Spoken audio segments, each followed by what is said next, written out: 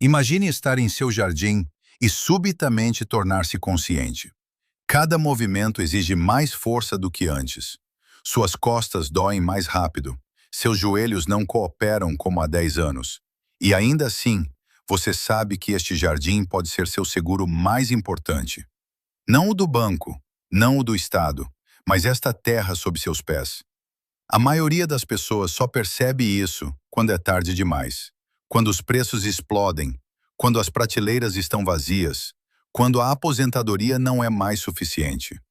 A verdade é que um jardim bem administrado pode alimentá-lo quando todo o resto falha, mas apenas se você conhecer os métodos corretos. Métodos que protegem seu corpo, não custam nada e realmente funcionam.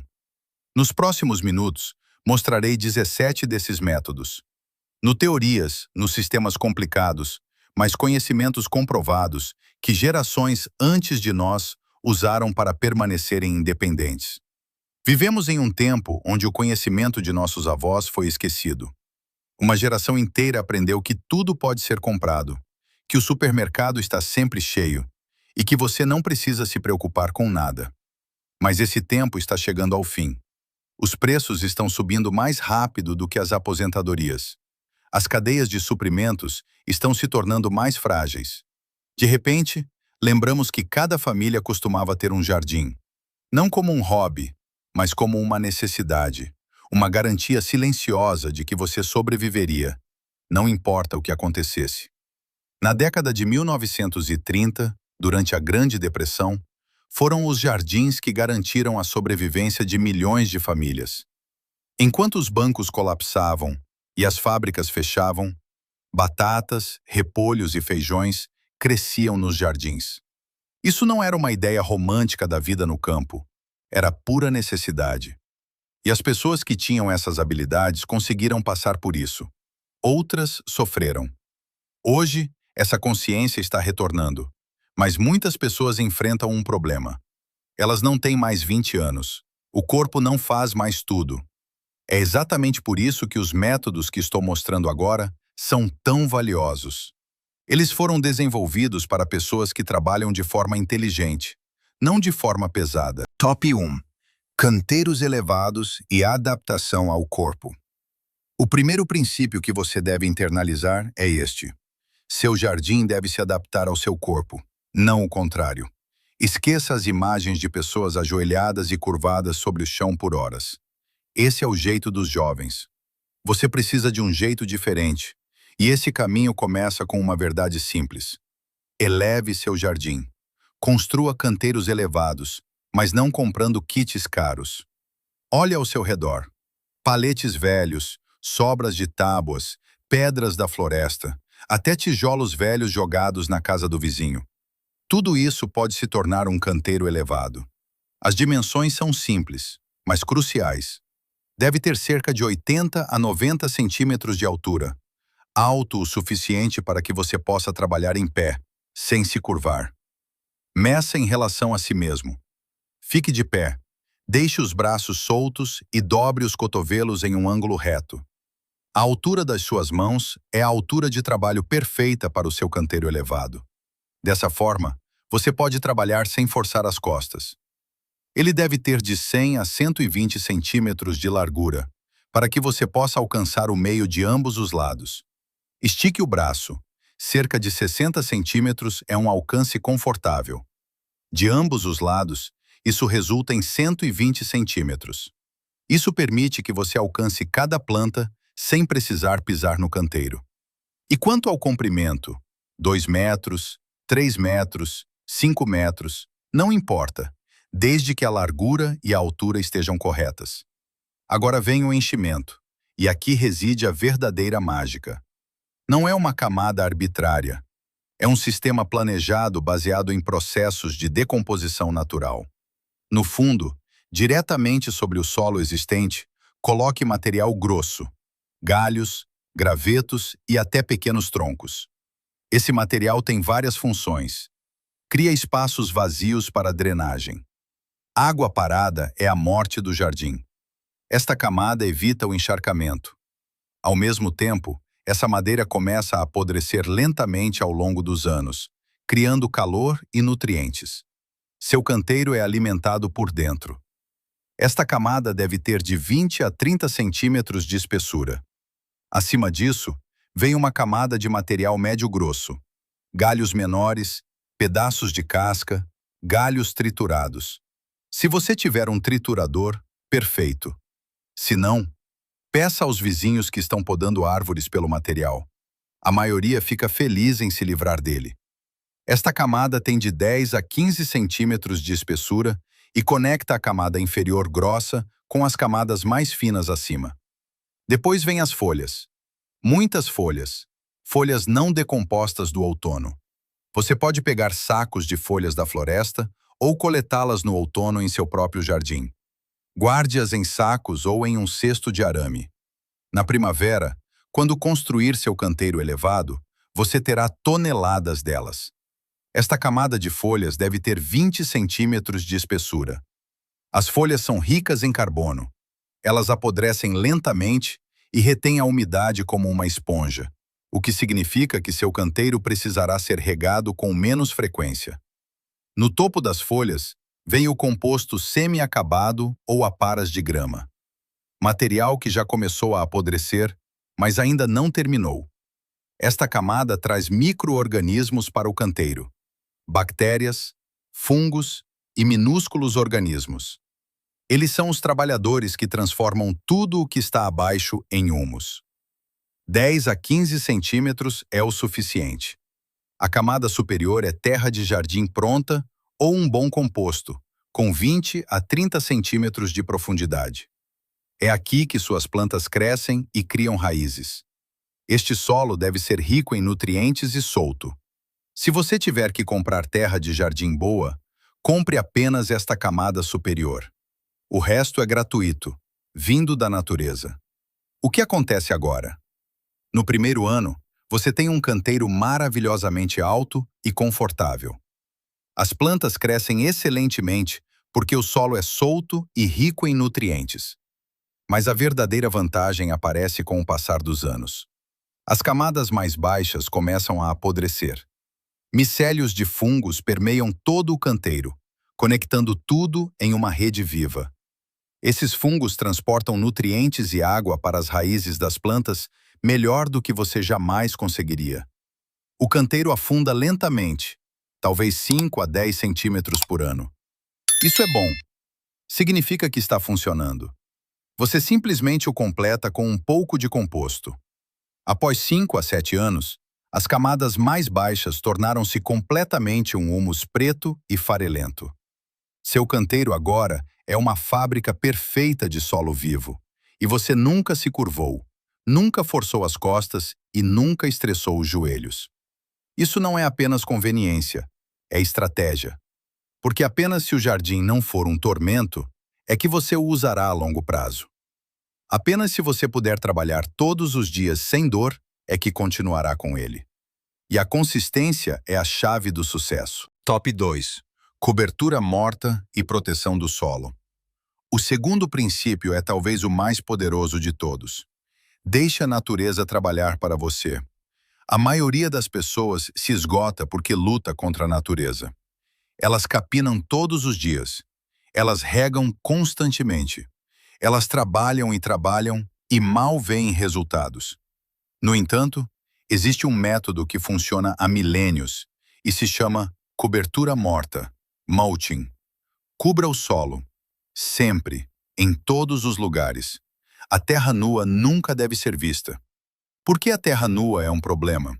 Porque a natureza odeia terra nua. A natureza sempre quer estar coberta. Se você deixar o solo exposto, várias coisas acontecem simultaneamente. O sol incide diretamente na superfície e mata os micro-organismos. O vento leva embora a camada superior, mais fértil. A chuva bate diretamente na terra e lava a superfície, criando uma crosta dura. A água não consegue mais penetrar. Ela escorre em vez de infiltrar. E sementes de ervas daninhas flutuando por toda parte no ar encontram condições perfeitas de germinação. Em poucos dias, tudo está verde, mas não com o que você plantou, e sim com o que a natureza plantou. A cobertura morta evita tudo isso. Use aparas de grama se tiver um gramado ou um vizinho com um. Aplique-as em uma camada de 5 a 10 centímetros. Não mais grosso, ou apodrecerá.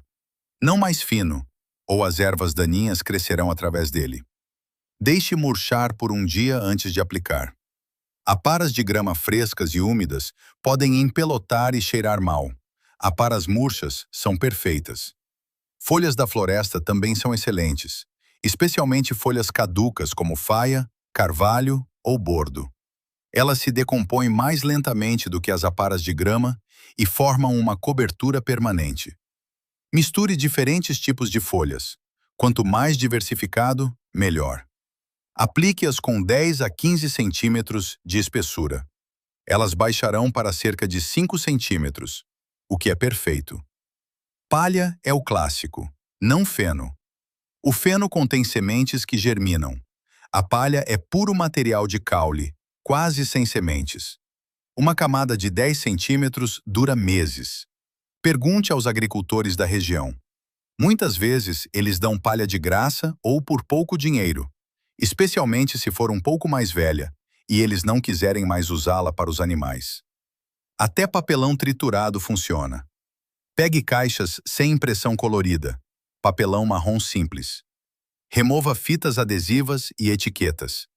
Mergulhe o papelão brevemente em água para torná-lo flexível. Coloque o sobreposto no canteiro. Por cima, coloque uma fina camada de composto ou terra para que não voe. O papelão suprime completamente até as ervas daninhas mais teimosas. Após um ano, ele apodrece e vira humus. Esta camada de cobertura morta no solo alcança 3 coisas de uma só vez. Mantenha a umidade no solo. Solo sem cobertura perde vários litros de água por metro quadrado em um dia quente de verão através da evaporação. Solo com cobertura não perde quase nada. Isso significa que você só precisa regar com metade da frequência ou apenas 1/3. Isso economiza não apenas água, mas tempo, força e dinheiro, se você usar água da torneira. Suprime radicalmente as ervas daninhas. Sementes de ervas daninhas precisam de luz para germinar. Sob uma camada espessa de cobertura morta, elas não recebem luz e não germinam. As poucas que conseguem têm caules fracos e longos e podem ser arrancadas com um simples toque de dedo. Não há comparação com horas de capina em terra nua. E, finalmente, transforma-se lentamente em humus. De baixo para cima, onde a camada de cobertura morta toca o solo, a decomposição começa. As minhocas puxam os materiais para dentro da terra e os micro-organismos os decompõem. O que foi aplicado como aparas de grama ou folhas torna-se humus um ano depois. Ouro negro, a substância mais fértil que existe. E você não fez nada além de aplicá-lo. A natureza fez o trabalho. Imagine ter que regar apenas com metade da frequência, capinar metade do tempo e o solo ficar melhor em vez de pior. A cada ano um pouco mais solto, a cada ano um pouco mais escuro, a cada ano um pouco mais vivo. Isso não é fantasia, isso é mulching. Não custa nada, economiza tempo e funciona há milênios. A natureza nos mostra como. Vá para a floresta. Você já viu solo nu lá? Não. Tudo está coberto com folhas, gravetos e musgo. Aprenda com a natureza. Copia e você terá os mesmos resultados. Top 3. Compostagem e a alquimia dos resíduos. Agora chegamos a algo que muitas pessoas ignoram, embora seja o cerne de tudo: o composto. Não qualquer composto, mas o seu composto, dos seus resíduos de cozinha, do seu jardim. Cada casca de batata, cada miolo de maçã, cada folha de alface murcha, cada casca de ovo, cada borra de café é ouro puro, mas a maioria das pessoas joga fora.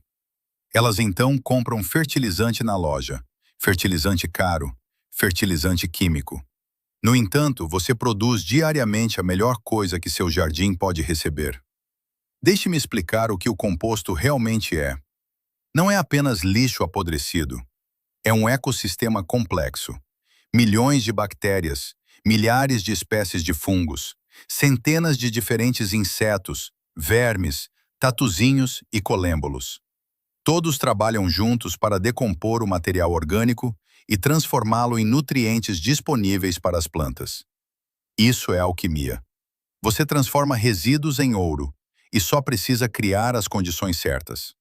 Uma pilha de composto não precisa ser complicada. Esqueça os sistemas de compostagem caros dos centros de jardinagem. Você não precisa de um compostor de tambor rotativo de $200. Escolha um canto do seu jardim, idealmente em meia sombra. Não no sol escaldante ou secará. Não em sombra profunda ou ficará muito frio. Coloque-o diretamente sobre a terra, não sobre concreto ou pavimento.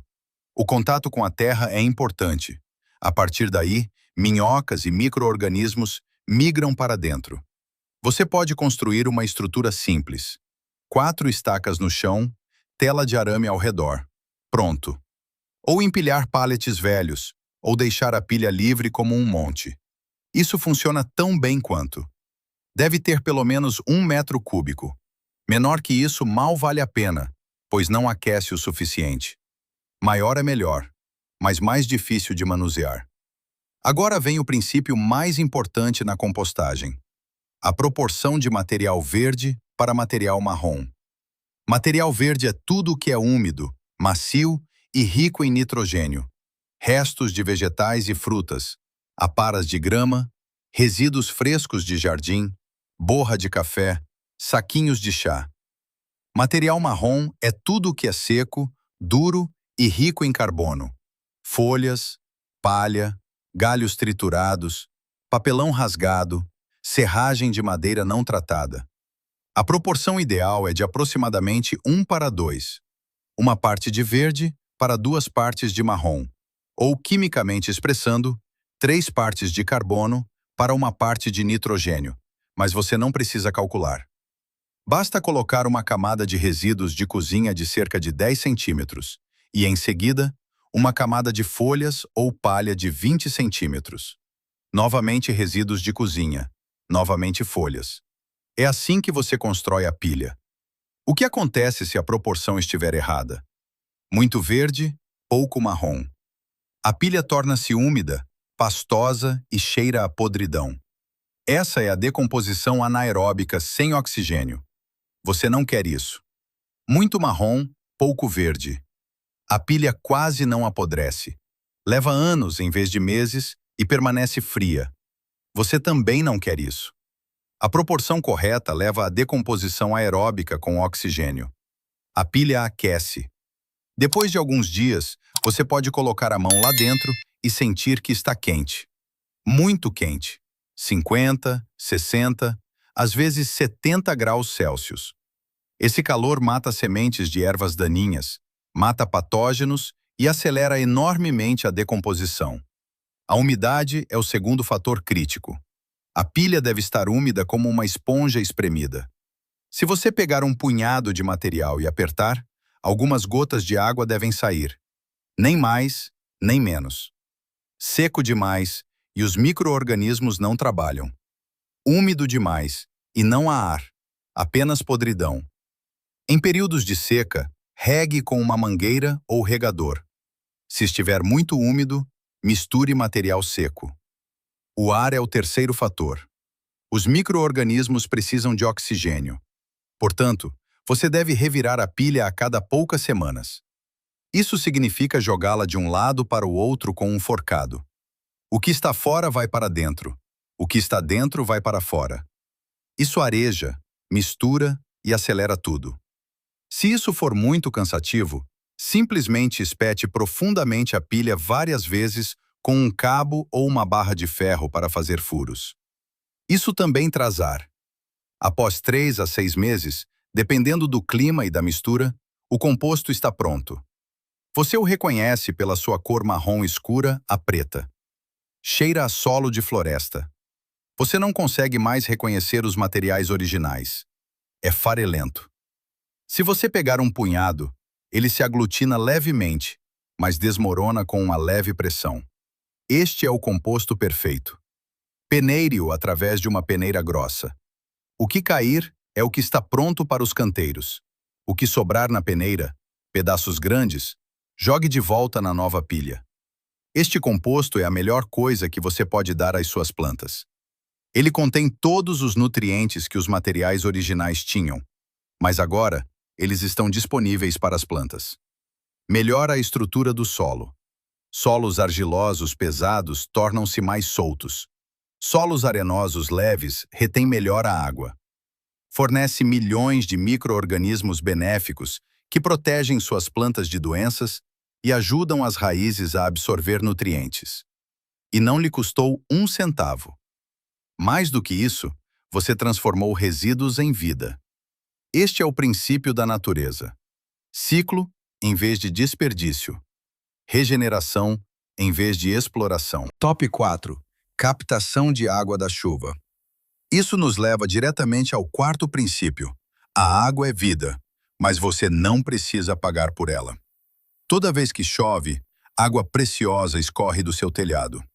Uma casa unifamiliar média com 100 metros quadrados de área de telhado coleta 100 litros de água com 1 milímetro de chuva.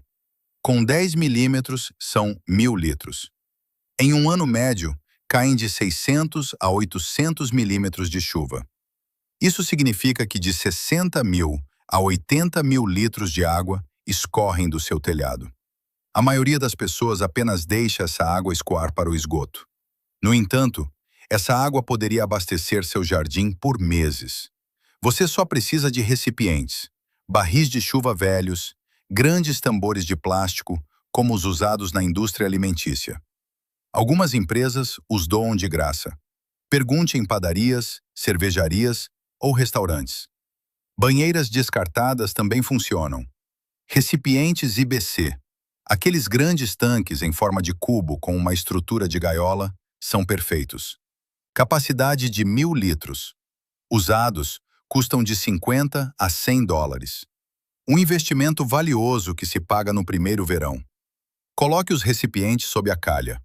Idealmente, corte um pedaço do tubo de descida e insira um coletor de chuva. Este é um pequeno componente com uma peneira embutida no tubo que direciona parte da água para o seu barril, enquanto o restante flui para baixo. Quando o barril está cheio, uma aba fecha automaticamente. Todo o sistema custa de 15 a 30 dólares em lojas de ferragens. Mas também existe a solução simples. Apenas cerre o tubo de descida logo acima do barril. A água flui diretamente para dentro. Quando o barril estiver cheio, ele transbordará. Então coloque um segundo recipiente ao lado dele. Muito importante. Cubra os recipientes com uma tampa ou uma rede de malha fina por 2 motivos. Primeiro, evita que os mosquitos depositem seus ovos ali. Um barril de chuva aberto é um paraíso para os mosquitos. Eles põem seus ovos na superfície da água e as larvas se desenvolvem na água. Depois de alguns dias, você tem centenas de novos mosquitos. Uma tampa evita isso completamente. Segundo, uma tampa mantém as folhas e a sujeira fora. Água limpa é melhor para suas plantas e não entope o regador. A água da chuva é, na verdade, melhor para as plantas do que a água da torneira. A água da torneira costuma conter cal. Algumas plantas como rododendros, hortênsias e mirtilos não toleram bem isso. Elas preferem água ácida. A água da chuva é levemente ácida. Perfeita. A água da torneira pode conter cloro. Não muito, mas o suficiente para estressar plantas sensíveis. A água da chuva não contém cloro. É macia, pura e tem a temperatura certa. A água da torneira no verão costuma estar fria saindo do cano, o que é um choque para as plantas em um dia quente. A água da chuva no barril tem a temperatura externa, o que é muito mais suave. Com alguns barris grandes, você é independente, mesmo em tempos de seca, mesmo se a água for racionada. No verão de 2023, houve proibições de uso de água em algumas regiões. As pessoas não podiam mais regar o jardim ou lavar o carro. A rede pública estava sobrecarregada. Aqueles que tinham sua própria água da chuva eram independentes. As regras aplicavam-se apenas à água da torneira. Você podia continuar usando a água da chuva. Seu jardim não morre porque você se preparou. Isso não é apenas inteligente, é vital para a sobrevivência. Top 5. Cultivo consorciado. Mischkultur. Agora vamos a um princípio que pode dobrar suas colheitas sem precisar de mais espaço. O cultivo consorciado. As plantas são como as pessoas. Algumas se dão bem e se ajudam, enquanto outras se atrapalham. A natureza nos mostra isso em todos os lugares, mas nós esquecemos. Aprendemos a pensar em monoculturas, campos enormes com apenas trigo, ou apenas milho, ou apenas couza. Isso não é natural e só funciona com o uso massivo de produtos químicos. Pesticidas contra pragas, fungicidas contra fungos, herbicidas contra ervas daninhas, fertilizantes sintéticos para o crescimento. Isso é caro, prejudicial ao meio ambiente e completamente desnecessário em um pequeno jardim. Faça diferente. Plante de forma mista, diversificada, assim como a natureza faz. A ciência por trás disso é fascinante. Algumas plantas excretam substâncias pelas raízes que ajudam outras plantas ou afastam pragas. Outras plantas têm diferentes profundidades de raiz. Elas não competem pelos mesmos nutrientes. Plantas de raízes profundas trazem minerais das camadas inferiores do solo, e as de raízes superficiais os utilizam em seguida. Algumas plantas sombreiam o solo e protegem as raízes de suas vizinhas do calor. Outras escalam e precisam de suporte, enquanto outras fornecem exatamente esse suporte. Combinações clássicas conhecidas por gerações incluem tomates e manjericão. Esta não é apenas uma combinação culinária. O manjericão contém óleos essenciais que repelem a mosca branca, uma das principais pragas dos tomates. Ao mesmo tempo, disse que o manjericão melhora o sabor dos tomates. Se isso é comprovado cientificamente, não sei, mas gerações de jardineiros juram por isso. E a defesa contra a mosca branca definitivamente funciona. Cenouras e cebolas. A mosca da cenoura é uma praga que ataca as plantas de cenoura, orientando-se pelo cheiro. As cebolas têm um cheiro forte e picante que mascara o cheiro da cenoura, de modo que a mosca da cenoura não as encontra. Por outro lado, existe a mosca da cebola que ataca as cebolas, orientando-se também pelo cheiro. As cenouras têm um cheiro adocicado e característico que confunde a mosca da cebola. Ambas as plantas se protegem mutuamente. Isso é cooperação ao mais alto nível. Feijão, milho e abóbora. As três irmãs. Esta é talvez a combinação consorciada mais engenhosa que existe. Os nativos americanos a praticam há séculos. O milho cresce alto e forte. O feijão sobe pelo caule do milho. Ele não precisa de estacas porque o milho é a estaca. O feijão é uma leguminosa. Em suas raízes vivem bactérias fixadoras de nitrogênio que captam o nitrogênio do ar e o tornam disponível no solo. Esse nitrogênio fertiliza o milho e a abóbora. A abóbora cresce no chão. Suas folhas grandes sombreiam a terra e mantêm as ervas daninhas afastadas. Seus caules espinhosos afastam lesmas e outras pragas.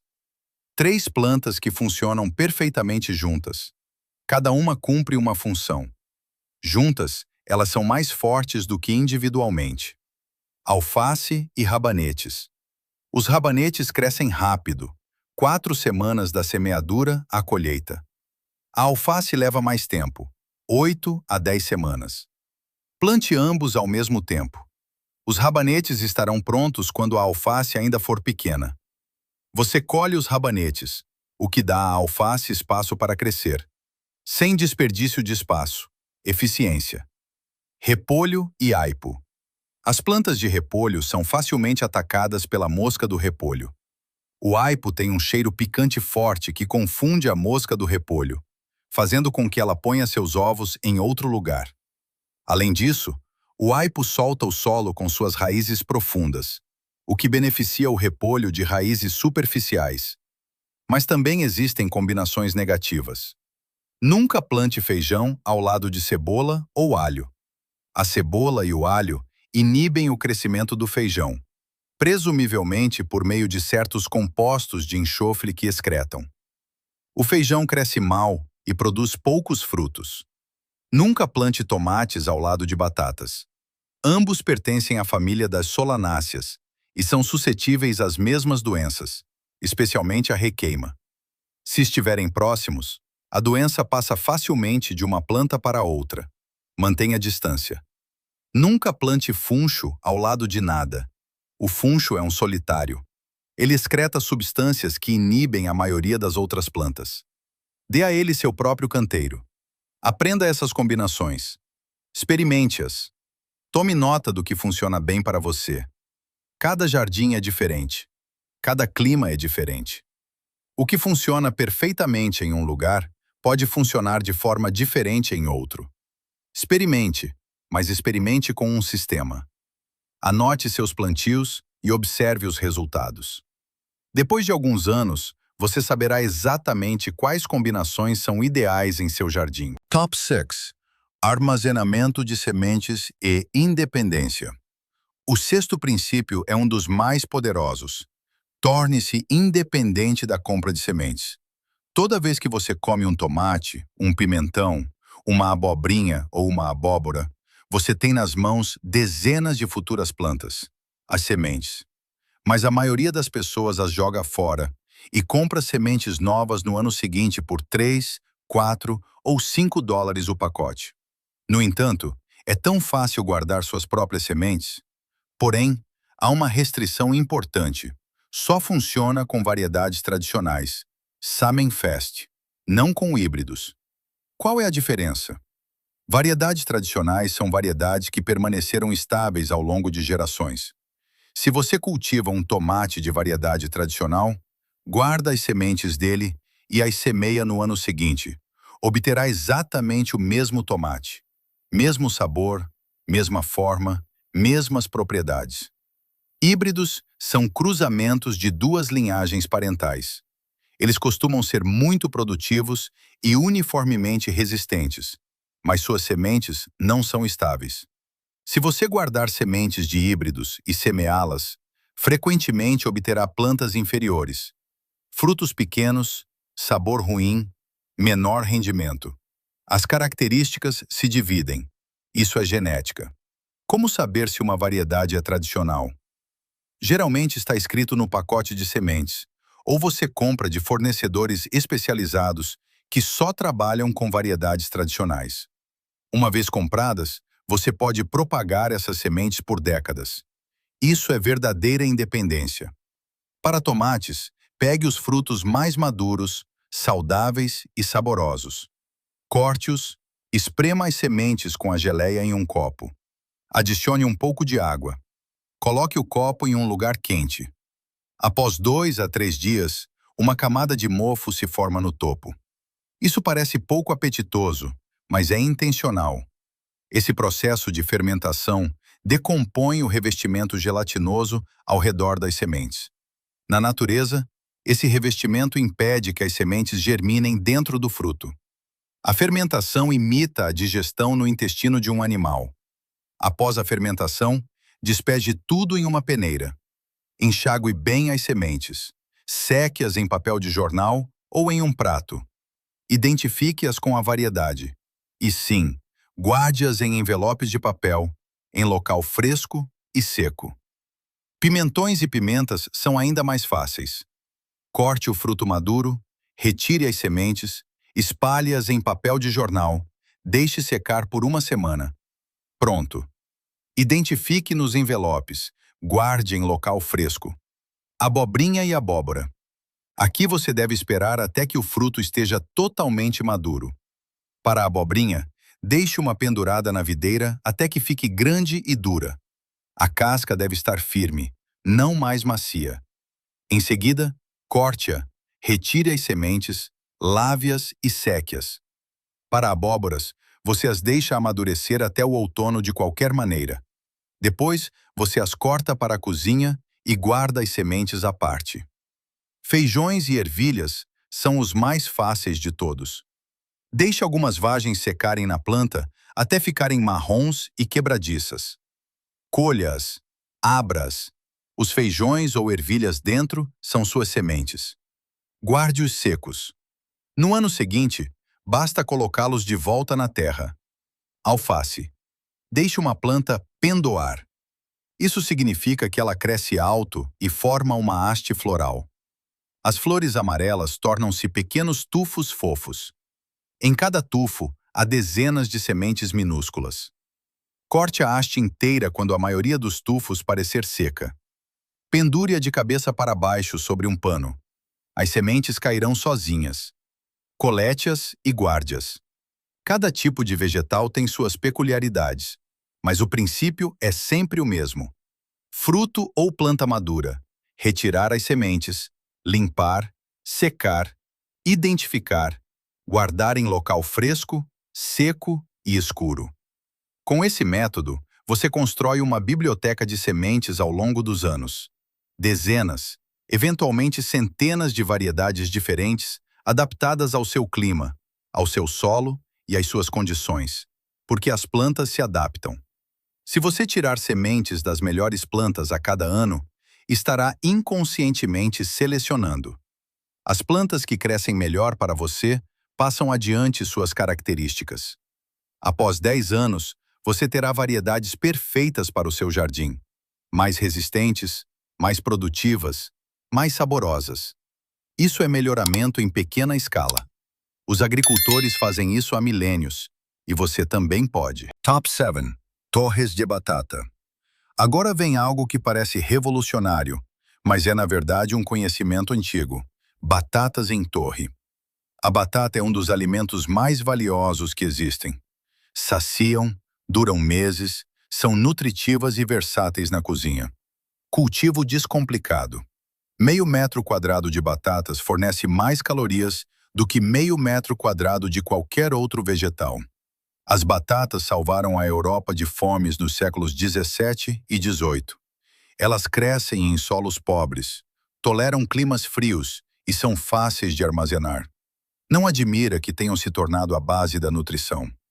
Mas normalmente as batatas precisam de muito espaço. O cultivo clássico envolve abrir sulcos, colocar as batatas e amontoar terra repetidamente. Após 4 meses, você as desenterra laboriosamente. Isso não é bom para as costas. Existe um jeito melhor. A torre de batata. Construa uma torre com cerca de 1 metro de diâmetro. Você pode usar tela de arame, moldada em círculo e fixada com arame ou abraçadeiras. Ou empilhar pneus velhos. Sim, há discussões sobre possíveis poluentes dos pneus. Se tiver dúvidas, use tábuas de madeira aparafusadas em uma torre quadrada, ou tijolos, ou grandes sacos de plantio. Funciona assim. Preencha o fundo com 20 centímetros de solo bom. Coloque de 4 a 6 batatas semente por cima. Batatas semente são batatas pequenas e especiais que você compra ou batatas do ano anterior que começaram a brotar. Esses brotos são os futuros ramos. Cubra as batatas com 10 centímetros de terra e regue. Espere. Depois de 2 a 3 semanas, você verá brotos verdes saindo da terra. Deixe-os crescer cerca de 20 centímetros. Em seguida, coloque mais terra de modo que apenas os 5 a 10 centímetros superiores da planta fiquem para fora. A planta reage formando novas raízes e novos tubérculos ao longo do caule enterrado. Deixe crescer 20 centímetros novamente, então adicione mais terra. Continue isso até que sua torre tenha cerca de 1 metro de altura. O que você conseguiu? Cada planta de batata tem vários níveis cheios de tubérculos. Os primeiros que você colocou no fundo, depois a geração seguinte acima e assim por diante. Uma única planta pode produzir 5, 10 ou 15 quilogramas de batatas. Em uma torre de 1 metro de diâmetro, crescem de 4 a 6 plantas. Isso dá de 60 a 90 quilogramas de batatas em menos de 1 metro quadrado de área de solo. A colheita é fácil. Quando a folhagem no topo murcha e morre, as batatas estão maduras. Espere mais 2 semanas para que a casca se firme bem. Então, basta tombar a torre ou abrir um dos lados se tiver construído uma estrutura de madeira. A terra cai e as batatas estão por toda parte. Você apenas as recolhe. Sem escavar, sem procurar, sem levantamento de peso, sem dor nas costas. Apenas batatas. A terra da torre, aliás, é excelente. As batatas a soltaram e as raízes incorporaram material orgânico.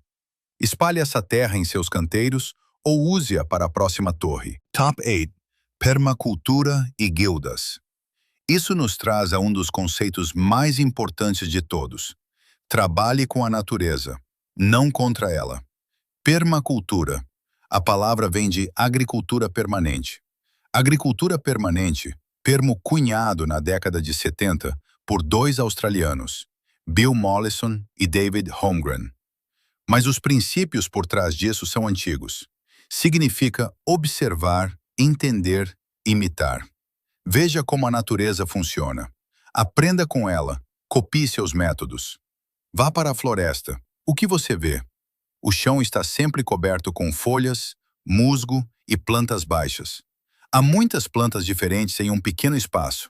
Árvores, arbustos, ervas, gramíneas, musgos. Tudo ao mesmo tempo. Tudo está conectado. As árvores fornecem sombra, as folhas caem e alimentam o solo. Os fungos conectam as raízes de todas as plantas em uma rede gigante, a Wood Wide Web. Nutrientes são compartilhados. Informações sobre pragas são transmitidas. Este é um sistema perfeito e autossustentável. Ninguém fertiliza uma floresta, ninguém rega, ninguém capina, e, no entanto, tudo cresce magnificamente. Por quê? Porque o sistema está em equilíbrio, porque se autorregula, porque trabalha com a natureza, não contra ela. Transfira isso para o seu jardim. Permacultura não significa deixar seu jardim ficar selvagem. Significa projetá-lo para que ele faça o máximo possível por conta própria. Não plante em fileiras retas a cada 20 centímetros com precisão. Isso é militar, é não natural. Plante em guildas. Uma guilda é um grupo de plantas que se apoiam mutuamente. Exemplo de uma guilda de árvore frutífera. No meio, uma macieira. Ao redor do tronco, você planta confrei. O confrei tem raízes profundas que trazem potássio das profundezas. Suas folhas são ricas em nutrientes. Elas caem e alimentam a árvore. Ao redor do confrei, você planta alho ou cebolinha. Eles mantêm as pragas afastadas. Ao redor disso, calêndulas. Elas atraem insetos benéficos. E bem por fora, trevo como cobertura de solo. Ele fixa nitrogênio e suprime ervas daninhas.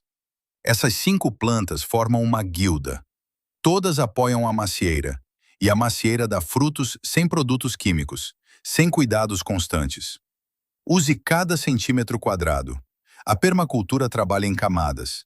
Crescimento alto, médio, baixo, coberturas de solo, vegetais de raiz sob a terra, trepadeiras que crescem para cima.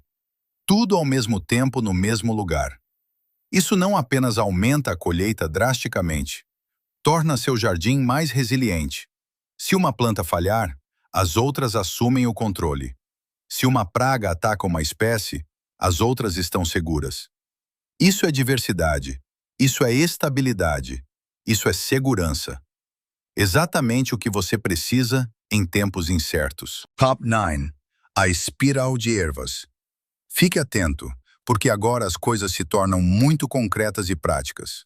Mostrarei em um momento como você pode ter ervas frescas o ano todo, com uma simples espiral feita de pedras. Poucas pessoas se lembram disso, mas é revolucionário para quem quer o máximo de variedade no menor espaço. Uma espiral de ervas é uma obra-prima de eficiência. Em 2 metros quadrados de espaço, crescem simultaneamente 20, 25 ou 30 ervas diferentes, sem que uma atrapalhe a outra. Como isso é possível? Através de uma espiral que sobe e cria diferentes microclimas.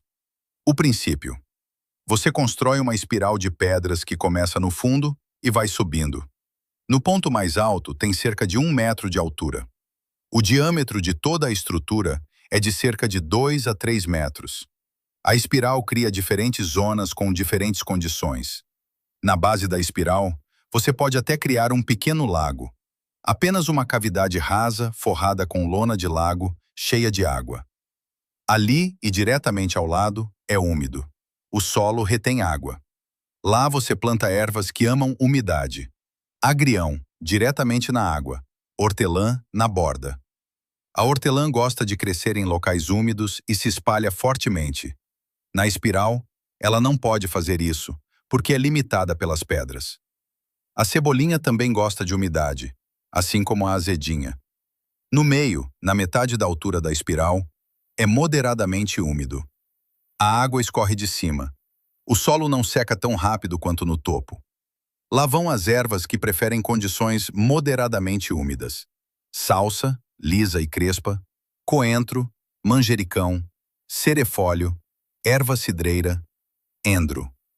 No topo, no ponto mais alto da espiral, é seco e ensolarado. As pedras aquecem e armazenam calor. A água escoa rapidamente. O solo é pobre, talvez misturado com areia. Estas são condições perfeitas para ervas mediterrâneas. Elas vêm da região do Mediterrâneo, onde os verões são quentes e secos. Lá você planta tomilho em diferentes variedades. Alecrim, que se torna lenhoso e permanece por anos. Sálvia, prateada e aromática. Orégano, que cresce rasteiro. Lavanda na borda, onde tem espaço. E segurelha. Você constrói a espiral com pedras que coleta gratuitamente. Na floresta, à beira de campos, em leitos de riachos secos. Pergunte aos agricultores que retiram pedras de seus campos. A maioria fica feliz em se livrar delas. Você não precisa de argamassa. Um muro de pedra seca é suficiente. Basta empilhar as pedras, as grandes e pesadas embaixo, as menores em cima. A forma de espiral dá estabilidade. As pedras se sustentam. As pedras têm várias funções. Estabilizam a estrutura, armazenam calor durante o dia e o liberam à noite, o que prolonga a estação de crescimento. E nos vãos entre as pedras, instalam-se lagartos, sapos e insetos. Todas criaturas benéficas que comem pragas. As pedras criam sombra para os habitantes do solo e abrigo. Você preenche a espiral com terra, solo de jardim fértil no fundo, de preferência um pouco argiloso para reter a umidade. Solo de jardim normal misturado com composto no meio. Solo pobre misturado com areia ou brita fina no topo. Quanto mais alto, mais permeável. Isso imita os habitats naturais das plantas. Após a construção, você planta suas ervas. Mudas pequenas do centro de jardinagem. Ou você as cultiva a partir de sementes. Ou divide plantas de vizinhos. Uma vez plantadas, a maioria das ervas quase não precisa de cuidados. Ervas mediterrâneas são extremamente frugais. Uma vez estabelecidas, você só as rega em secas extremas. Você quase nunca precisa fertilizá-las. Elas preferem solo pobre. Fertilizante em excesso as torna moles e suscetíveis e reduz o aroma. Sua espiral de ervas produz o ano todo. Na primavera, brotam a cebolinha, a salsa e a azedinha. No verão, você tem a abundância. Manjericão, endro, coentro. No outono, colha tomilho e sálvia para provisões de inverno. No inverno, desde que não esteja congelado, você pode colher alecrim, tomilho e sálvia. Eles são perenes ou semi-perenes. Ervas frescas não são apenas sabor, são remédio. Nossos antepassados sabiam disso. Cada erva tem efeitos curativos. Tomilho para tosse e bronquite. Seus óleos essenciais soltam o muco e têm efeito antibacteriano. Sálvia para dores de garganta e inflamações na boca. Gargareje com chá de sálvia. Hortelã para queixas estomacais e dores de cabeça. Camomila acalma o estômago. Lavanda acalma os nervos e promove o sono. Alecrim estimula a circulação e ajuda com a pressão baixa. Sua espiral de ervas é uma farmácia viva, gratuita, sempre disponível. Sem medicamentos vencidos, sem efeitos colaterais, apenas puro poder curativo natural e, além disso, um sabor delicioso na cozinha. Salsa sobre as batatas, manjericão nos tomates, alecrim com batatas fritas, tomilho em sopas, endro com vegetais em conserva. Sua espiral de ervas o torna independente de várias maneiras. Top 10. O jardim em fechadura. Keyhole Garden. O 10º princípio soa incomum, mas é brilhante. O jardim em fechadura. Imagine um canteiro redondo, com cerca de 3 metros de diâmetro. Por fora, parece um canteiro elevado redondo normal, mas no meio, um caminho estreito leva para dentro, com cerca de 60 centímetros de largura. Visto de cima, parece um buraco de fechadura, daí o nome. No meio do canteiro, no final deste caminho, há uma cesta. Uma cesta cilíndrica feita de rede de arame grossa ou tecida com gravetos, com cerca de 1 metro de altura e 50 centímetros de diâmetro. Esta cesta é o coração do sistema. Nesta cesta, você joga seus resíduos de cozinha diretamente, diariamente, sem necessidade de compostagem. Cascas de vegetais, restos de frutas, borra de café, folhas de chá, cascas de ovos, tudo o que for orgânico. Os resíduos apodrecem diretamente ali na cesta. Bactérias e minhocas do canteiro ao redor migram para dentro e decompõem tudo. Os nutrientes infiltram-se lateralmente no canteiro. As plantas ao redor são continuamente alimentadas. Ao mesmo tempo, o conteúdo da cesta afunda. Você pode continuar enchendo-a. O caminho estreito permite que você vá para o meio sem pisar no canteiro. Do caminho, você alcança cerca de 60 centímetros para dentro do canteiro. Pelo lado de fora, também 60 centímetros. Isso significa que você pode alcançar confortavelmente cada planta neste canteiro de 3 metros, por dentro ou por fora, sem nunca pisar no solo. O solo não pisado permanece solto. As raízes podem crescer facilmente. A estrutura permanece intacta. Você constrói o jardim em fechadura de forma semelhante a um canteiro elevado normal. Uma borda de pedras, madeira ou o que tiver. Enchimento em camadas do grosso ao fino. A cesta central fica livre no meio. Você a enche por cima. O sistema tem várias vantagens. Primeiro, trabalho zero para compostagem, sem revirar pilhas, sem transporte de composto para os canteiros. Tudo acontece no local. Segundo, as plantas recebem nutrição contínua. Não uma vez por ano, mas diariamente quando você joga os resíduos. Isso leva a uma produtividade enorme. Terceiro, economiza espaço. Em um diâmetro de 3 metros, crescem dezenas de plantas, e você pode alcançar todas. Os jardins em fechadura originaram-se na África.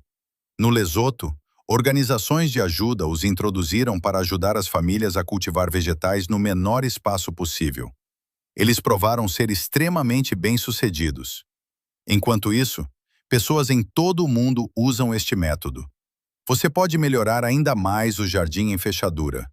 Coloque uma tampa na cesta central para não atrair moscas, ou jogue um pouco de terra ou folhas por cima após cada enchimento. Isso cobre os resíduos e evita odores. No inverno, você pode isolar a cesta com uma camada espessa de palha para que não congele e a decomposição continue lentamente. O jardim em fechadura é elegante, é inteligente e mostra como obter grandes efeitos com ideias simples. A forma segue a função. A forma da fechadura resulta da função. Compostagem central, mais boa acessibilidade em toda a volta. Perfeição. Top 11. Adubação verde. Grundungung. Agora vem um princípio que muito poucos conhecem, mas que faz a diferença entre um jardim bom e um excepcional. A adubação verde. Seu solo não é matéria morta, é um ecossistema vivo. Em um punhado de solo fértil de jardim, vivem mais organismos do que pessoas na Terra. Milhões de bactérias, milhares de esporos de fungos, centenas de nematóides, ácaros, colêmbolos e dezenas de minhocas por metro quadrado. Todos precisam de comida, e se o solo for pobre, eles morrem. E então suas plantas ficam fracas, porque as plantas precisam desses organismos. Elas precisam dos nutrientes que eles liberam e da estrutura solta que eles criam. A adubação verde é a solução. Isso significa que você planta certas plantas apenas para melhorar o solo, não para a colheita. Elas crescem, morrem, apodrecem e o solo fica melhor. No outono, quando os canteiros estão vazios após a última colheita, você semeia plantas de adubação verde.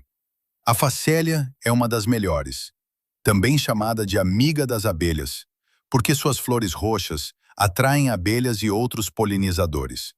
Ela cresce rápido e suas raízes vão fundo, soltando o solo até 60 centímetros de profundidade, melhor do que você conseguiria com uma pá.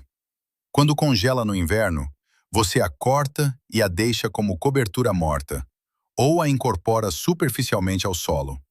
Ela apodrece e alimenta os micro-organismos. A mostarda é outra opção. Cresce extremamente rápido. Em 4 semanas, tem 30 centímetros de altura. Suas raízes excretam substâncias que afastam pragas do solo, especialmente nematóides que atacam as raízes. Após um inverno com mostarda, você terá menos problemas com pragas de raiz no ano seguinte. Ervilhacas, ervilhas e trevos são leguminosas. Elas têm um superpoder. Em suas raízes vivem bactérias fixadoras de nitrogênio. Essas bactérias podem captar o nitrogênio do ar e transformá-lo em uma forma que as plantas podem usar. O ar consiste em 78% de nitrogênio, mas nessa forma, as plantas não conseguem absorvê-lo. As bactérias fixadoras de nitrogênio trazem esse nitrogênio para o solo, fertilizante gratuito do ar. Se você arrancar uma ervilhaca ou ervilha do chão, verá pequenos nódulos nas raízes. Essas são as colônias bacterianas, cheias de nitrogênio. Quando a planta morre e apodrece, esse nitrogênio fica livre. As próximas plantas que você cultivar receberão um impulso de crescimento. O centeio é uma adubação verde tradicional. Ele cresce até no inverno, quando nada mais cresce. Suas raízes permeiam densamente o solo, o que o estabiliza e evita a erosão. Na primavera, você o corta e o incorpora, ou deixa como cobertura morta. Você também pode usar misturas, diferentes plantas de adubação verde combinadas. Cada uma traz suas vantagens. Juntas, elas têm um efeito ainda mais forte. A beleza da adubação verde. Não custa quase nada. As sementes são baratas. 1 quilo de sementes de facélia custa cerca de $10 e é suficiente para 100 metros quadrados. A mostarda é ainda mais barata. Leguminosas você pode até propagar por conta própria, deixando algumas plantas formarem sementes. A cada ano que você faz adubação verde, seu solo torna-se melhor, mais rico, mais vivo e mais escuro. Após 5 anos, você terá um solo como o que normalmente só se encontra em uma floresta. Farelento, cheio de vida, cheio de nutrientes. As plantas crescem quase sozinhas. Isso é pensar a longo prazo. Isso é investimento no futuro. Isso é cuidado com o solo ao mais alto nível. Top 12. Controle natural de pragas. O 12º princípio é um que nossos avós conheciam, mas nós esquecemos. O controle natural de pragas. A química é cara. A química mata não apenas as pragas, mas também os insetos benéficos. A química envenena sua comida. A química se acumula no solo. A química mata as abelhas e outros polinizadores. Sem polinizadores, sem frutos. Pode ser feito de forma diferente. A natureza desenvolveu soluções que funcionam há milhões de anos. O princípio chama-se equilíbrio ecológico. Na natureza, não existem pragas devastadoras. Por quê? Porque existem inimigos naturais. Para cada praga, existe um inseto benéfico que a come. Sua tarefa é atrair esses insetos benéficos e oferecer-lhes habitat. As joaninhas são insetos benéficos fantásticos. Uma única joaninha come até 50 pulgões por dia. As larvas comem ainda mais. Como atrair joaninhas? Plante calêndulas. As calêndulas florescem o verão todo. Suas flores produzem néctar e pólen. As joaninhas alimentam-se não apenas de pulgões, mas também de pólen. As calêndulas dão-lhes alimento adicional. Ao mesmo tempo, as calêndulas oferecem abrigo. Plante-as entre seus vegetais em todos os lugares. Elas não são apenas úteis, elas também são bonitas. As moscas das flores parecem vespas, mas são inofensivas. Suas larvas são caçadoras vorazes de pulgões. Uma única larva come várias centenas de pulgões em sua vida. As moscas das flores amam umbelíferas. Plante endro, funcho, coentro, levístico e salsa. Deixe-os florescer. As flores minúsculas atraem moscas das flores em bandos. Os crisopídeos também são excelentes destruidores de pulgões. Suas larvas são popularmente chamadas de leões dos pulgões. Com razão, elas são extremamente eficazes. Os crisopídeos gostam de invernar em espaços vazios. Construa hotéis para insetos ou simplesmente pendure feixes de varas de bambu ou caules ocos. Os crisopídeos mudam-se para lá e ficam. Deixe um canto do seu jardim selvagem. Não corte tudo. Deixe as urtigas ficarem. Deixe as gramíneas crescerem alto. Deixe os caules mortos das plantas ficarem durante o inverno. Nesse canto selvagem, ouriços instalam-se. Ouriços comem caracóis, besouros e insetos. Um ouriço consome até 70 gramas de insetos por noite. Ao longo de um verão, isso representa vários quilogramas. Monte casas de ouriço em vários lugares. Uma cesta invertida com uma entrada ou uma pilha de gravetos. Os ouriços gostam de se mudar para lá.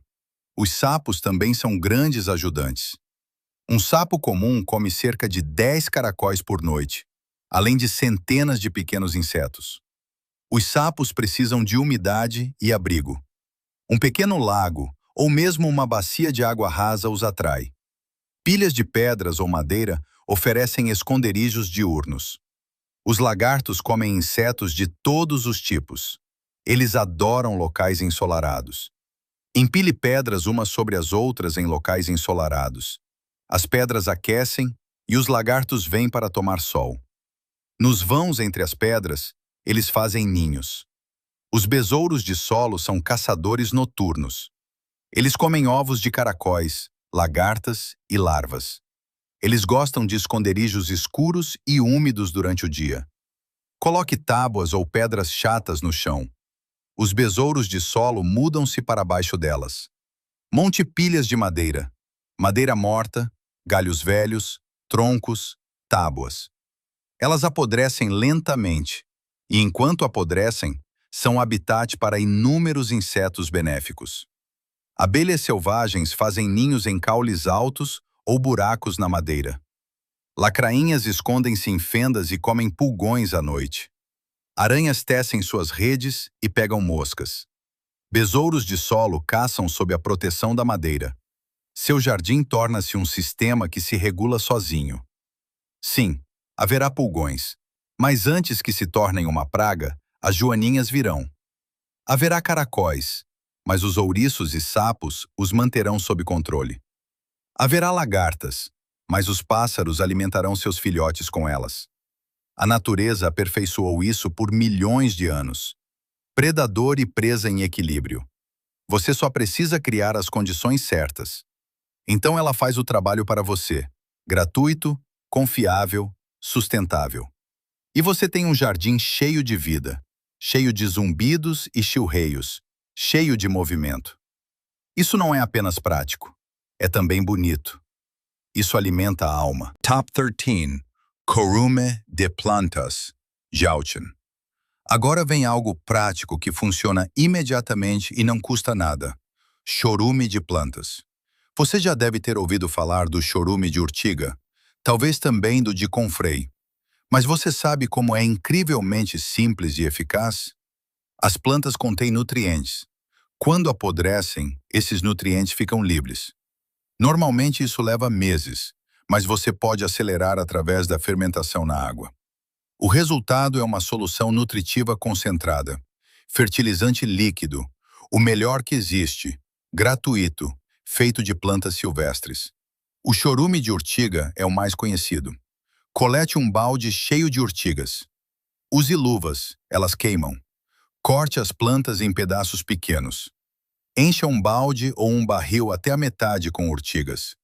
Despeje a água da chuva por cima até que o recipiente esteja cerca de 80% cheio.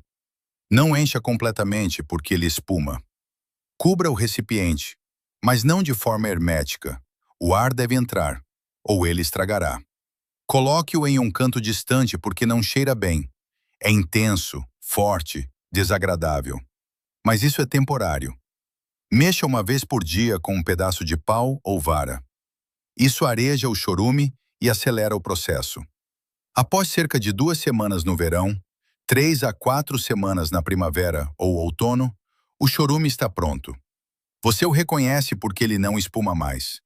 O líquido é escuro. Ainda cheira mal, mas de forma diferente do início. Teste-o. Coloque um pouco em um copo de água. A água está clara ou turva? Se estiver clara, o chorume está pronto. Dilua o chorume na proporção de 1:10 com água. 1 litro de chorume para 10 litros de água. Em seguida, regue suas plantas com ele diretamente nas raízes, não nas folhas. O chorume de urtiga fornece principalmente nitrogênio. O nitrogênio promove o crescimento das folhas, perfeito para vegetais de folha como alface, espinafre e repolho. Perfeito para tomates e pimentões na fase de crescimento. Regue a cada 2 semanas com chorume diluído. As plantas literalmente explodem. O chorume de confrei é menos conhecido, mas igualmente valioso. O confrei é uma planta silvestre com folhas grandes e ásperas. Gosta de crescer em locais úmidos. O confrei tem raízes extremamente profundas, de até 2 metros. Essas raízes buscam minerais em profundidades que outras plantas nunca alcançam, especialmente o potássio. Potássio é importante para flores e frutos. Faça o chorume de confrei exatamente como o de urtiga. Dilua-o de 1:10. Regue tomates, pimentões, abobrinhas, abóboras e feijões com ele assim que começarem a florescer. O potássio promove a formação de frutos. Mais flores, mais frutos, melhor sabor. O chorume de cavalinha é um caso especial. A cavalinha contém muita sílica. A sílica fortalece as paredes celulares das plantas. Plantas com paredes celulares fortes são mais resistentes a doenças fúngicas, como o oídio e a requeima. Colete cavalinha no início do verão. Faça o chorume ou faça um chá. Ferva a cavalinha em água. Deixe cozinhar por 20 minutos. Deixe esfriar. Coe. Dilua de 1:5. Borrifue as plantas com ele a cada 2 semanas. Isso é prevenção. Se as doenças fúngicas eclodirem, é tarde demais. Mas se você borrifar regularmente, quase não terá problemas. Esses 3 chorumes cobrem quase tudo: crescimento, formação de frutos, proteção contra doenças. E eles não custam nada. Você coleta plantas silvestres, faz o chorume, alimenta seu jardim. Ciclo. Perfeição. Nossos antepassados sabiam disso antes de haver fertilizante sintético, antes de haver química. Eles usavam o que a natureza oferecia e tinham jardins magníficos. Top 14. Troca de sementes e comunidade. O 14º princípio é social e inteligente ao mesmo tempo. Troca de sementes. Você aprendeu a guardar suas próprias sementes. Isso é independência. Mas a diversidade é força, e a diversidade você consegue através da troca. Procure pessoas com os mesmos interesses em sua comunidade. Pergunte em um centro de idosos, na congregação da igreja, no clube de jardinagem ou no mercado semanal. Fale com as pessoas que vendem vegetais. Muitas vezes, esses são jardineiros amadores que colhem mais do que precisam. Eles são geralmente jardineiros entusiastas e gostam de falar sobre isso. Pergunte se eles trocam sementes. A maioria se interessa imediatamente. Organize um dia de troca de sementes. Nada complicado. Convide as pessoas, por exemplo, para um centro comunitário ou um café. Cada um traz sementes, identificadas com a variedade e possivelmente propriedades especiais. Todos podem pegar o que quiserem e dão o que puderem dispensar. Isso funciona maravilhosamente. As pessoas são generosas nesse contexto. A cada ano sua coleção cresce. A cada ano você experimenta novas variedades. Algumas funcionam melhor do que outras para você. As melhores você guarda, as outras você passa adiante na próxima troca. Talvez elas funcionem bem para outra pessoa. Assim, ao longo dos anos, surge uma coleção de sementes que está perfeitamente adaptada ao seu local. Resiliente, diversificada, e você constrói relacionamentos. Você conhece outros jardineiros. Você troca não apenas sementes, mas também conhecimento, dicas, experiências, receitas, talvez até mudas ou excedentes de colheita. Isso é comunidade. Esse é o cerne de uma economia local funcional. Ajuda mútua, troca em vez de compra, relacionamentos em vez de anonimato. Em tempos de crise, tais redes valem ouro. Quando o suprimento colapsa, as pessoas que se conhecem, que confiam umas nas outras, que têm relacionamentos, ajudam-se mutuamente. Construa esses relacionamentos agora, não apenas quando precisar deles. Top 15. Vegetais de inverno. Agora algo que muitos ignoram, embora garanta seu suprimento no inverno. Vegetais de inverno. A maioria pensa que jardim significa verão, de abril a outubro. Depois há uma pausa. Mas os jardineiros realmente inteligentes sabem que o inverno é tão importante quanto. A couve, kale, uma das plantas mais robustas de todas. Ela tolera geadas de até menos 15 graus Celsius. Sim, menos 15. A geada até a torna melhor.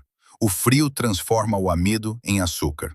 A couve, após a primeira geada, tem um sabor mais doce, mais suave. Você a planta em julho ou agosto. Ela cresce todo o outono. Em novembro, você começa a colher. Você colhe as folhas de baixo. A planta continua a crescer no topo. Dessa forma, você colhe durante todo o inverno até março. Uma única planta entrega quilograma após quilograma de folhas. Couve de Bruxelas, também resistente à geada. Ela permanece todo o inverno. Você colhe os pequenos brotos nos caules gradualmente, de baixo para cima. Fresca do jardim após uma geada, a couve de Bruxelas tem um sabor fantástico, doce, amendoado, sem comparação com o que está no supermercado. Alho poró, também resistente à geada até menos 10 graus. Ele fica no canteiro e você o colhe sempre que precisar para sopas, ensopados ou quiches. O alho poró é suave, agradável e versátil. Alface cordeiro, o vegetal de inverno por excelência. Semeadura em setembro. Cresce lenta, mas constantemente, mesmo no frio. Você colhe de novembro a abril. Repetidamente, você corta as rosetas logo acima do solo. Muitas vezes elas crescem de novo e você tem uma segunda colheita. Beldroega de inverno, um vegetal quase esquecido. Semeie em setembro ou outubro. Ela cresce até na geada. Suas folhas carnudas têm um sabor suave, levemente amendoado, perfeita para saladas ou levemente cozida no vapor. Espinafre de inverno. Existem variedades especiais para o inverno. Semeadura em setembro. Cresce até dezembro, depois estagna. Em fevereiro, continua a crescer. Em março e abril, você tem espinafre fresco. A beleza dos vegetais de inverno. Você os planta uma vez no final do verão. Depois eles ficam lá todo o inverno. Você quase não rega. Geralmente chove o suficiente. Você não capina. As ervas daninhas quase não crescem no inverno. Você não fertiliza. As plantas crescem lentamente. Você simplesmente colhe sempre que precisa de algo. No inverno, quando os supermercados estão caros, quando os vegetais importados custam uma fortuna porque vêm de avião da Espanha ou do Marrocos, quando tudo, exceto repolho e cenoura, é escasso. quando todos os outros dependem de conservas. Você vai ao seu jardim e pega couve fresca, couve de Bruxelas fresca, alface cordeiro fresca. Isso não é apenas economizar dinheiro. Isso é independência.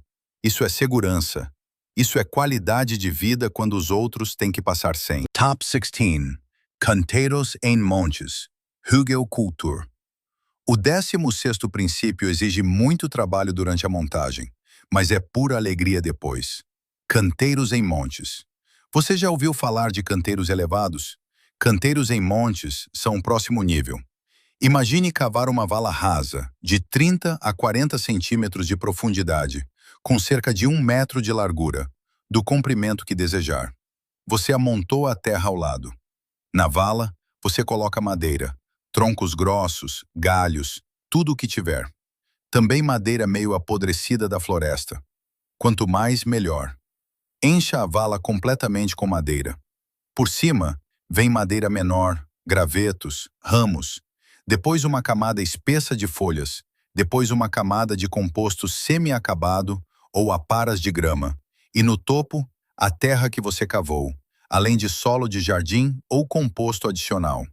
O resultado é um canteiro que tem cerca de 60 a 80 centímetros de altura. Uma pequena colina. O que acontece? A madeira dentro começa a apodrecer lentamente ao longo dos anos. Isso cria calor. O canteiro é mais quente que o solo ao redor, mensuravelmente mais quente. As plantas crescem mais rápido. A temporada se estende por semanas, às vezes meses. Você pode plantar mais cedo na primavera e colher mais tarde no outono, porque o canteiro se aquece por dentro. A estrutura do canteiro é extremamente solta. As raízes encontram seu caminho facilmente e crescem profundamente. Isso torna as plantas resistentes à seca. Mesmo em dias quentes, elas não murcham porque suas raízes alcançam profundamente o interior úmido. A superfície do monte é maior que a área da base. Um monte tem flancos. Esses flancos são áreas de plantio adicionais. Em 1 metro de largura, porque você também planta nos lados, você pode usar a área de 1,5 metro. Mais espaço para as plantas. O canteiro em monte afunda ao longo dos anos. No primeiro ano, talvez 10 centímetros. No segundo ano, outros 10. Isso é normal. Mostra que a madeira está apodrecendo. Você simplesmente o completa com um pouco de composto. Após 5 a 7 anos, a madeira está em grande parte apodrecida. O canteiro agora está mais plano, talvez ainda com 40 centímetros de altura, mas o solo é incrível. Preto, farelento, cheio de vida. O solo mais fértil que você já teve. Após 10 a 20 anos, a madeira está completamente apodrecida. O canteiro está plano, mas você lucrou por décadas com esta única instalação. Canteiros em montes são um antigo princípio germânico. Na Europa Oriental, eles são chamados de Hügelkultur. Eles funcionam há séculos. Especialmente em áreas com clima frio ou verões curtos, eles são engenhosos. O calor faz a diferença entre uma colheita boa e uma excepcional. A construção dá trabalho. Cavar, carregar madeira, empilhar, encher. Mas você faz esse trabalho uma vez, e depois não mais. O canteiro funciona por 20 anos, um investimento no futuro. Top 17. Vermicompostigem e o ouro negro. E o último, o 17º princípio, é talvez o mais subestimado, a melhoria do solo com vermicomposto. Você aprendeu a compostagem normal. A vermicompostagem é a classe superior.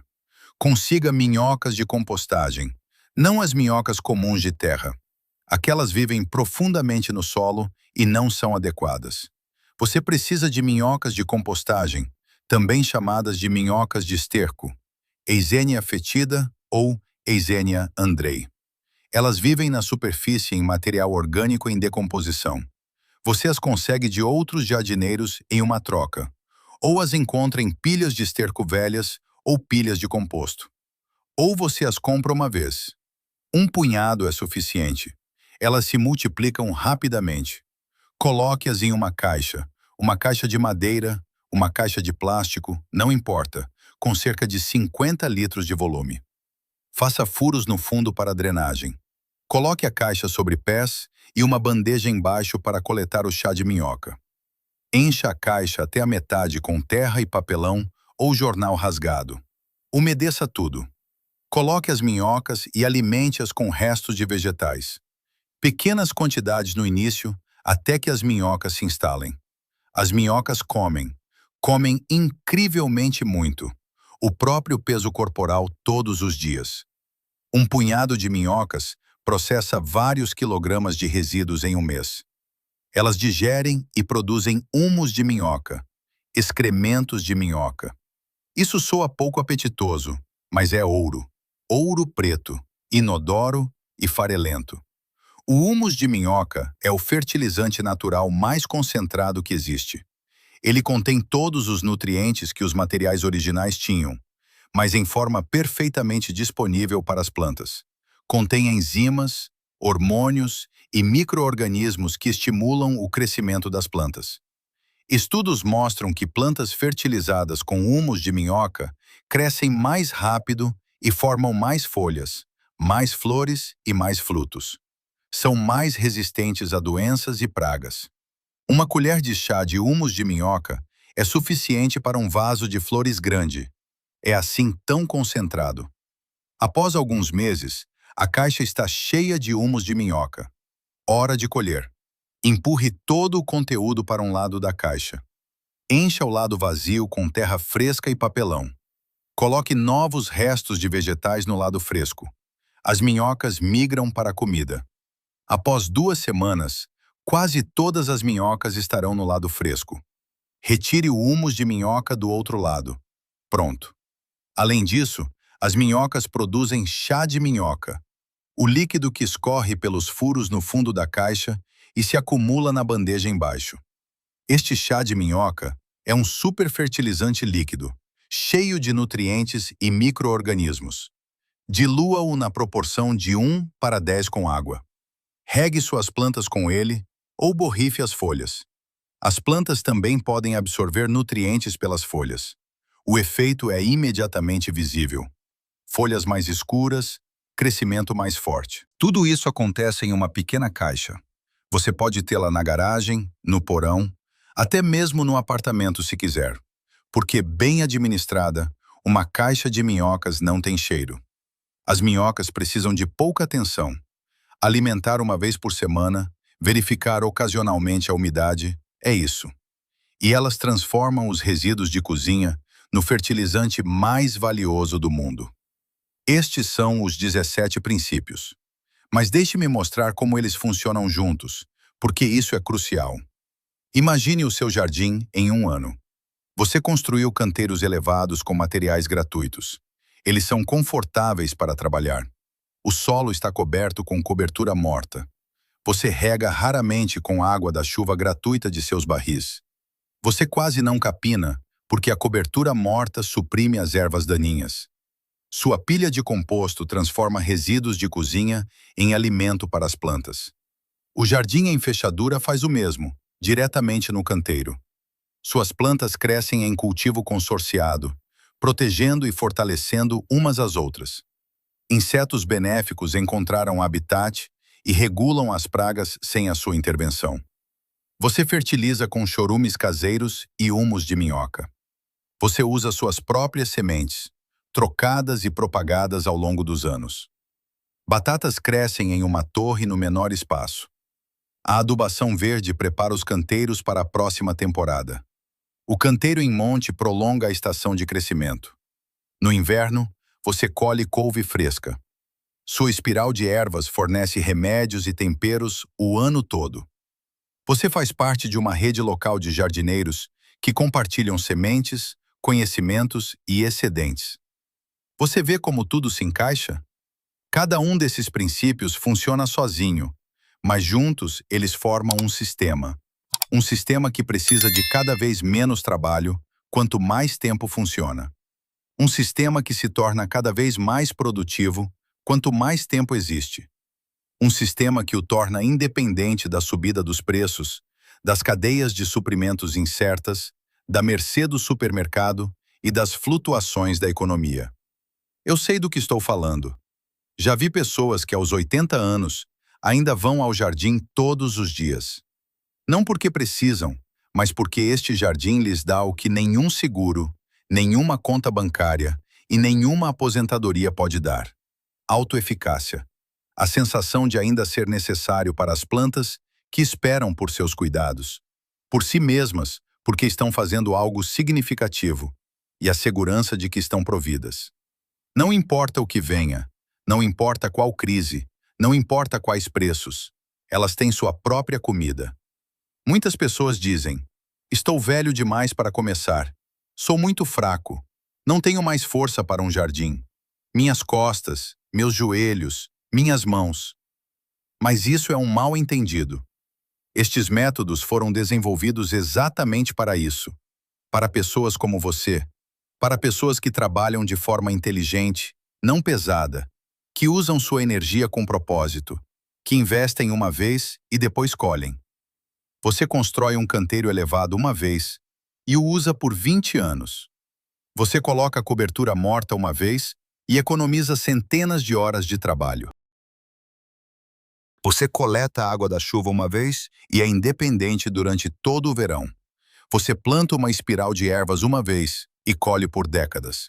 Isso não é força, é inteligência, é experiência, é sabedoria. Nossos avós não tinham a tecnologia que temos hoje. Nada de centros de jardinagem com terra pronta, nada de fertilizantes sintéticos de fábrica, nada de ferramentas de alto desempenho. Mas eles tinham conhecimento.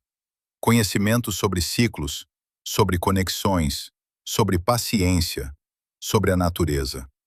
E esse conhecimento os ajudou a atravessar tempos difíceis, guerras, crises econômicas, anos em que o abastecimento colapsou. O jardim não era um hobby, não era um passatempo, não era decoração. O jardim era vida, era sobrevivência, era a garantia silenciosa de que a família conseguiria passar. Estamos agora enfrentando desafios semelhantes, talvez não idênticos, mas semelhantes em essência. Os preços estão subindo mais rápido do que nunca. 20% de inflação nos alimentos em alguns anos. As aposentadorias estão rendendo cada vez menos. O que permitia uma vida confortável há 10 anos, mal é suficiente hoje. As cadeias de suprimentos tornaram-se frágeis. A entrega just in time significa que não há estoque. Se a cadeia de suprimentos falhar, as prateleiras ficam vazias. Nós vimos isso. Durante a pandemia, prateleiras vazias, racionamento, pânico.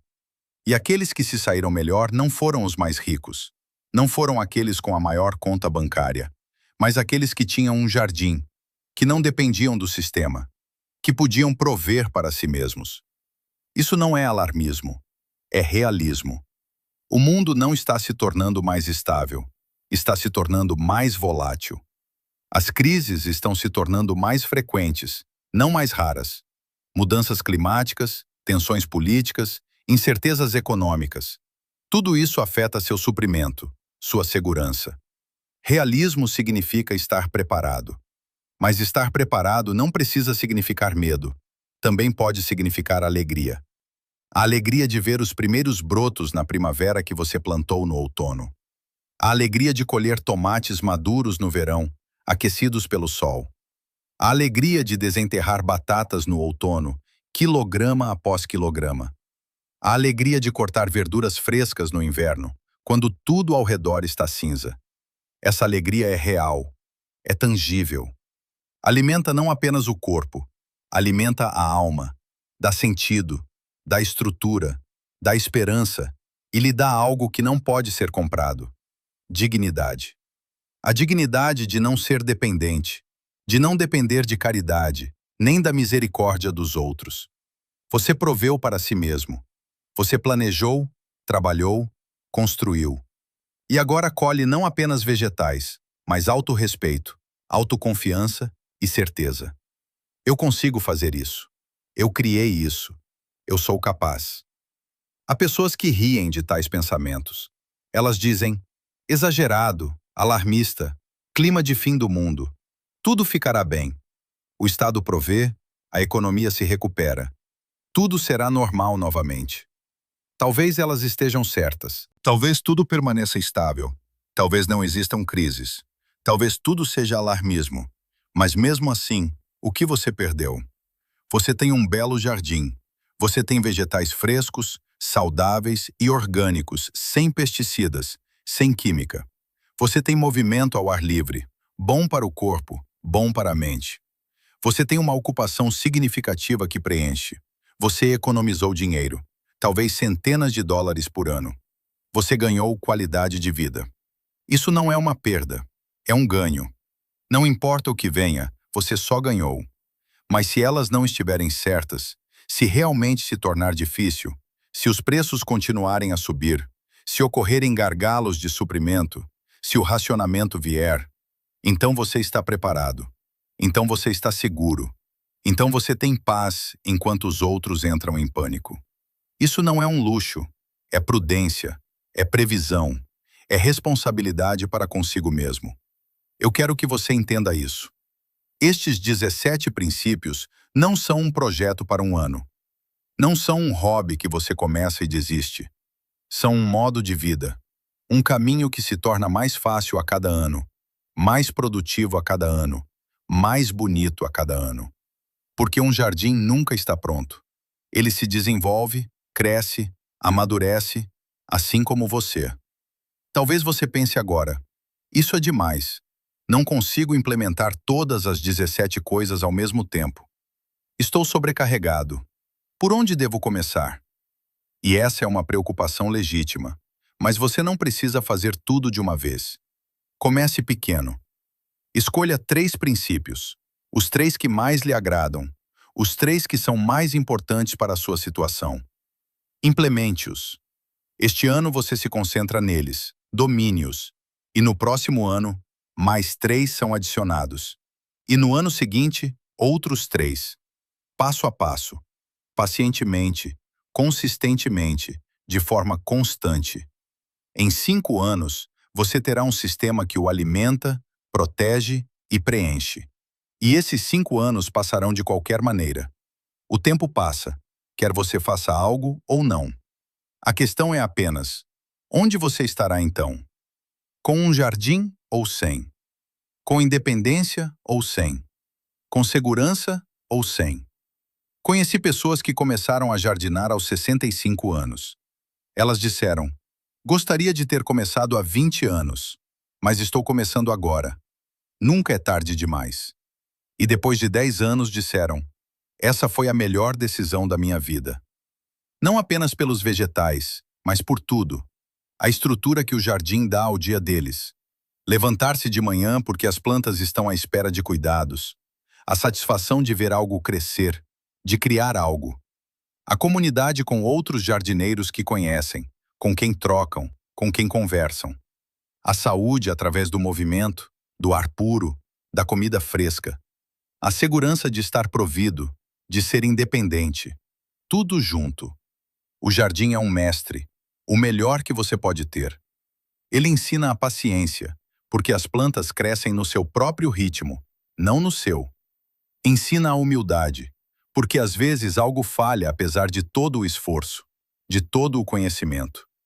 Ensina a gratidão, porque cada colheita é um presente, não algo garantido. Ensina a conexão, porque você sente novamente que faz parte da natureza, não separado dela, não acima dela. E ensina a confiança, porque você aprende que a natureza funciona, que ela é confiável quando você trabalha com ela, em vez de contra ela. Estas são lições que se tornaram raras hoje, em um mundo que se torna mais rápido, mais barulhento, mais agitado e mais superficial. O jardim é um ponto de repouso, um lugar de clareza, um lugar de lentidão, um lugar onde as coisas ainda fazem sentido, onde causa e efeito são diretamente visíveis, onde o trabalho honesto traz resultados honestos, onde você colhe o que semeia, literalmente. Isso é cura, para o corpo que se move, para a mente que se foca, para a alma que encontra paz. E deixe-me dizer algo que talvez soe surpreendente.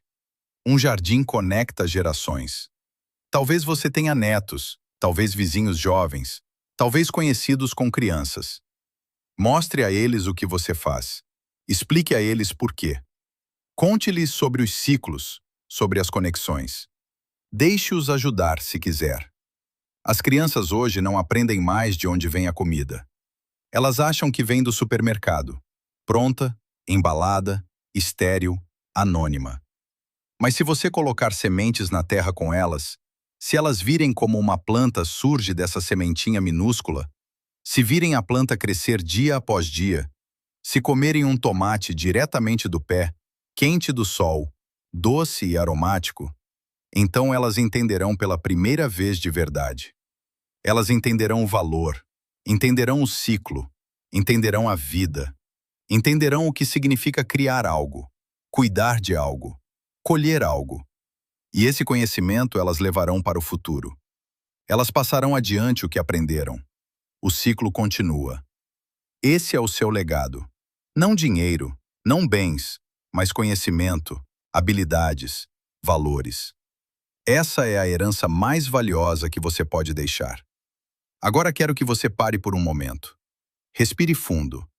Pense no seu jardim ou no lugar onde o seu jardim poderia estar. Talvez um quintal, talvez um pequeno pedaço de gramado, talvez uma varanda, talvez apenas alguns vasos grandes no terraço. Não importa o tamanho. Imagine como ele poderia estar daqui a um ano. Os canteiros elevados, cheios de plantas florescendo e verdejantes. A espiral de ervas, perfumada e viva, cheia de abelhas. A pilha de composto, trabalhando silenciosamente, criando vida a partir de resíduos. O barril de chuva cheio de água límpida, pronto para o próximo período de seca. As torres de batata cheias de tesouros subterrâneos. O jardim em fechadura produtivo e eficiente, em pequeno ecossistema. O cultivo consorciado, colorido e saudável, cada planta apoiando a outra. Insetos benéficos zumbindo, rastejando, caçando. O solo vive. Tudo está conectado. Tudo funciona em conjunto. E você no meio colhendo. Não apenas vegetais, mas satisfação. Você consegue ver? Consegue sentir? Consegue cheirar? O aroma da terra, das ervas, dos tomates maduros? Isso não é fantasia. É possibilidade. Uma possibilidade real e tangível. Ela está apenas esperando que você haja. Não algum dia, não no ano que vem. Não quando você tiver mais tempo, mais dinheiro, mais força, mas agora, hoje, neste momento. O melhor momento para começar um jardim foi há 20 anos, quando você era mais jovem, mais forte, tinha mais tempo. O segundo melhor momento é agora, exatamente agora, apesar da sua idade, apesar das suas queixas, apesar das suas dúvidas. Você aprendeu 17 princípios poderosos neste vídeo. 17 maneiras comprovadas, testadas e funcionais de como criar um jardim sem muito dinheiro, sem grande força física, mas com conhecimento, com astúcia, com um sistema que o alimenta e protege. Estes princípios não são novos. Eles não são experimentais. Eles foram comprovados ao longo de gerações, ao longo de séculos. Eles são confiáveis. Eles funcionam em qualquer lugar, para qualquer pessoa. Milhares, dezenas de milhares de pessoas em todo o mundo os utilizam. Pessoas como você, pessoas mais velhas, pessoas com limitações, pessoas com pouco espaço, pessoas com pouco dinheiro.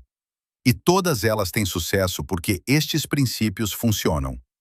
Pessoas que entenderam que a verdadeira segurança não reside em uma conta bancária, não na pensão do Estado, não em um supermercado na esquina, mas na capacidade de prover para si mesmo, na independência, na autoeficácia, nas próprias mãos, na própria terra, nas próprias plantas. Se esta história mudou a forma como você olha para as ervas daninhas no seu jardim, inscreva-se no nosso canal. Estamos desenterrando a história que tentaram enterrar. Plante o futuro. O próximo tesouro se abrirá em breve. Dê um like neste vídeo para que o algoritmo o espalhe ainda mais, alcançando mais pessoas que precisam desse conhecimento. Compartilhe-o com amigos, familiares e vizinhos. Todos que poderiam ter um jardim precisam desses princípios. E conte-nos nos comentários. Qual dos 17 princípios você implementará primeiro? Sua jornada para a independência começa com uma única semente. Dê esse passo hoje